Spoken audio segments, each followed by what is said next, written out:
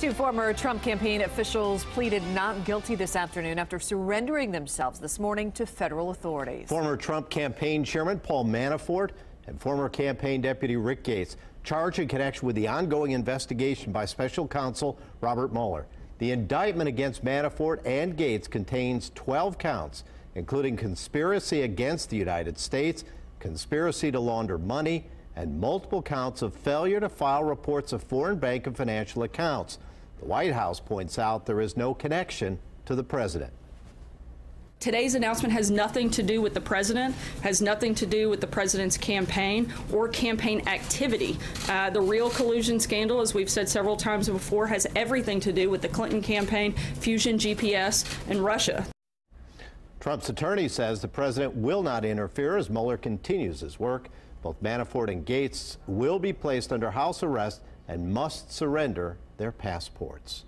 The news is sparking debates in local political science classes, including classes at the University of Indianapolis. Yeah, 24-hour News 8's Tim McNicholas visited one of those classes today. So, Tim, are professors surprised by these charges? Well, the professor I talked to, she says she's not surprised by who was charged, but she is surprised by the extent of the charges. Remember, the FBI searched Paul Manafort's home months ago.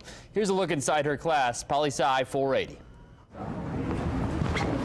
What's the investigation in? Dr. Laura Wilson took a detour today. Robert Mueller's in charge of that investigation. She shifted the focus of her political behavior class to the behavior that sparked federal charges. They were all aides in the Trump campaign. It's already a hot topic for students. Obviously, he knows something. There's something there. And Wilson says she expects to have more material to discuss. Your best guess anyway, this isn't the end of the investigation. Certainly not the end. Wilson says the charges will deal a blow to Trump's approval rating at 38% in recent polls. But she says his base of loyal supporters is not going anywhere. There's no direct tie to the campaign as of yet. So that part the president would be correct on. But it doesn't mean that nothing that happened here wasn't influential in the campaign itself. So the fact that these are all Trump's fairly key people. When Wilson asked the class who's expecting more charges from Mueller, A little bit more than half the class. they let their hands do the talking. But in a class full of political junkies,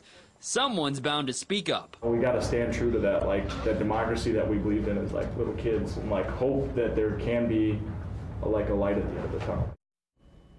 Some students said they're actually more interested in the charges against George Papadopoulos, which we'll hear about in just a second. I'm Tim McNicholas, 24-hour News 8. That's right, Tim. I have that story. Former Trump campaign aide George Papadopoulos pleaded guilty to lying to federal agents in the probe into possible coordination between the Trump campaign and Russia. So the plea came October 5th, but it was just unsealed today. Papadopoulos is the first person to face criminal charges that cite interactions between Trump campaign associates and Russian intermediaries during the 2016 presidential campaign. Papadopoulos was a member of the campaign's foreign policy team.